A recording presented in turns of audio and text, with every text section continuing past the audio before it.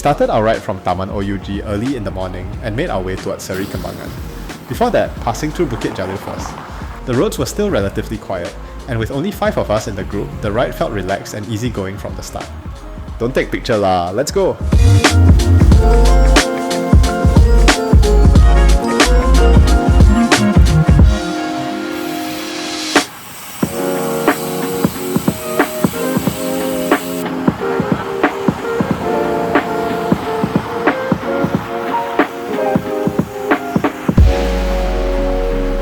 We passed through UPM in Sedang before continuing towards Putrajaya, taking a shortcut through IOI City Mall. As we left the busier areas behind, the scenery gradually began to change, with urban roads giving way to quieter surroundings.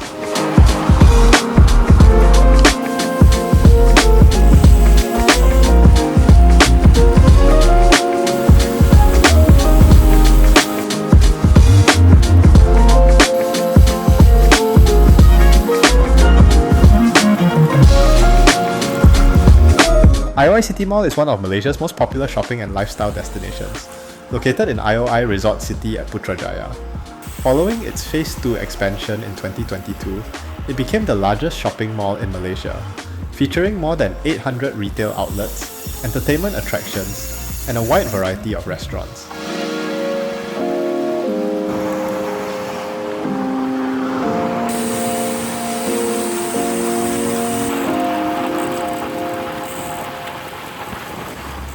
The roads around Jenderam brought a refreshing change of scenery. Surrounded by a rural atmosphere and free from heavy traffic, the ride became even more enjoyable. The weather couldn't have been better, and it felt like one of those perfect cycling days where everything just clicked. From Jenderam, we continued towards Salak Tinggi before joining the trunk road to Nilai and Labu. After spending hours in the saddle, it was time for a well-deserved break. We took the opportunity to rest for a while, enjoy some light snacks, and refuel before getting back on our bikes and continuing the journey.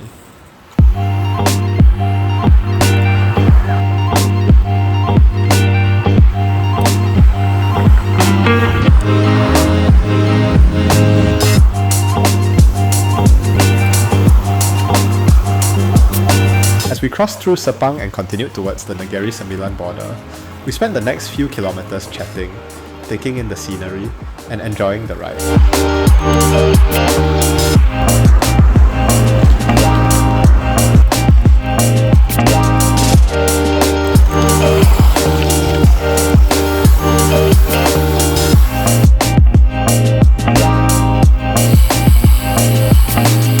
By now, the morning sun was climbing higher, and the temperature was beginning to rise.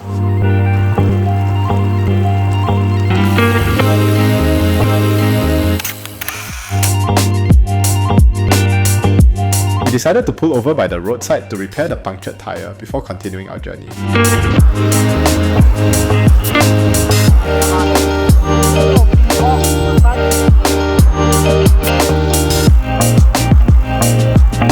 Back on the bikes, we pushed on towards Seremban. The thought of a well-earned breakfast was becoming increasingly difficult to ignore.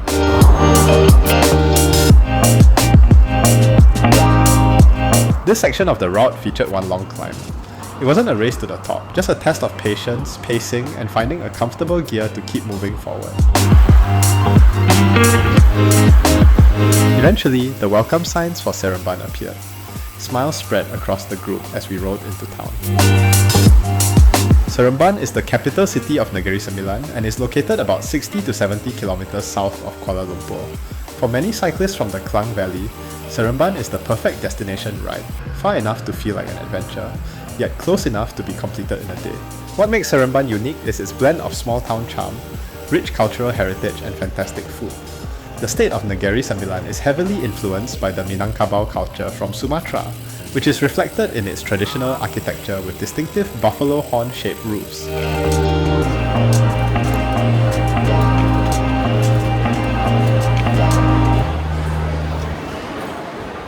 No trip to Seremban would be complete without trying two of its most famous local specialties, Seremban Siew Pau and the legendary beef noodles at Seremban Pasar Besar. Without hesitation, we ordered the famous signature beef noodles. To complete the meal, we also grabbed a glass of freshly pressed sugarcane juice to freshen up after the long ride. A bowl of hot beef noodles felt like exactly what our bodies needed. Tender slices of beef and springy noodles were simple yet incredibly satisfying. Not forgetting Seremban's iconic Siew Pau. Time to make a move. Most people would drive an hours to get here. We had spent the entire morning cycling, crossing districts, watching the sunrise, and covering over 70 kilometers just for this meal. Was it worth it? Absolutely. As the weather got hotter, we slowly made our way back. Oh no, a puncture. No choice but to stop and wait while our cycling buddy worked his magic to get the bike rolling again.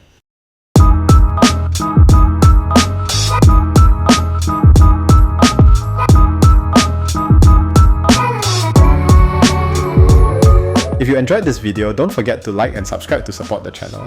It really means a lot to me and it keeps me motivated to create more content like this, and the experiences along the way.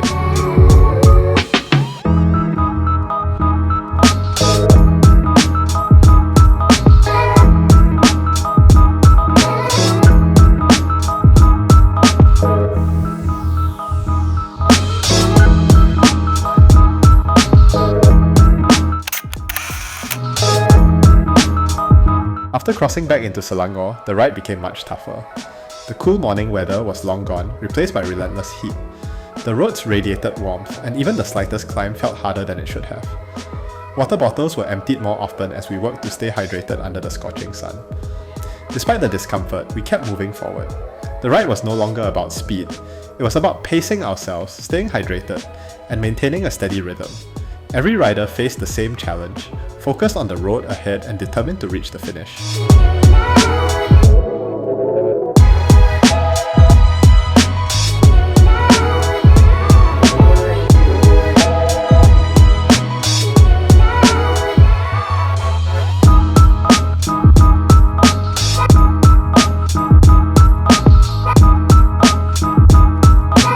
With only a few kilometers left to Kajang, we planned for a short break and discuss our next move.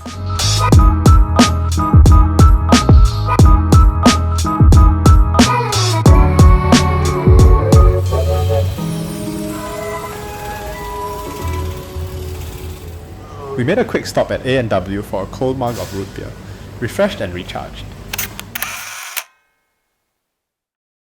With traffic getting heavier and the weather heating up, we decided not to push our luck and took the MRT back to Kuala Lumpur instead. Safety first. Taking the MRT with a bicycle, is it really that hard? Many cyclists have probably asked the same questions before trying it for the first time. How do I take the MRT with my bike? Can I even bring my bicycle onto the train? Which station should I use? Is it expensive? Honestly, it's much easier than most people think. For cyclists riding back from places like Seremban, one popular option is to head towards a station on the MRT network, such as those connected to the Kajang line or Putrajaya line, depending on your route. Once you arrive, simply enter through the station entrance and use the lift instead of the escalator whenever possible. The next question is whether bicycles are allowed. The good news is yes.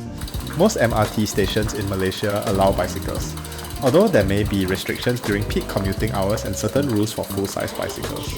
Foldable bikes generally have fewer restrictions. At the fare gate, just tap in using your Touch and Go card or purchase a token if needed. The ticket price is usually quite affordable, often only a few ringgit depending on the distance travelled. Compared to the cost of booking a Grab large enough to accommodate a bicycle, taking public transport is definitely a more budget-friendly option. Once you're on the platform, wait for the train and board carefully, making sure not to block passengers. During off-peak hours, there is usually enough space to stand with your bike comfortably. The first time can feel intimidating. You might worry about carrying the bike through the station, or whether other passengers will be annoyed. But after doing it once, you'll realize that many cyclists use the MRT as part of their adventure. Whether it's to avoid dangerous traffic, escape the afternoon heat, or simply save your legs after a long ride, the MRT can be a cyclist's best friend. The hardest part isn't bringing the bike onto the train. It's convincing yourself to try it for the first time. Here is the tips. Before taking your bike on the MRT, always check the latest bicycle rules from the train operator, as the policy and allowed hours can change. Usually, cyclists are required to use the first or last carriage of the train.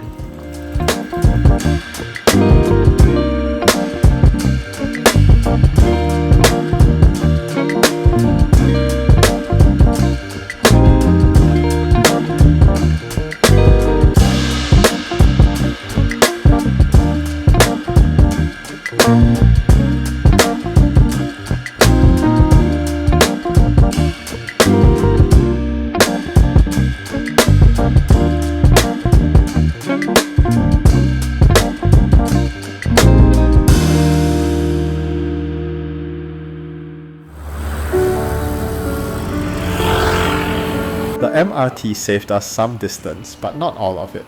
We still had another 7.5 kilometers to ride from Seri Petaling MRT Station back to Taman OUG.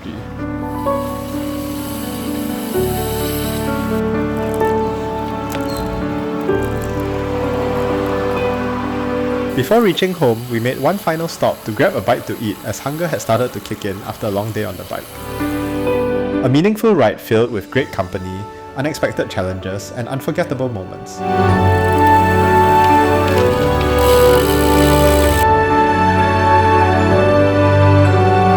Wishing all our Buddhist friends a happy Wesak day.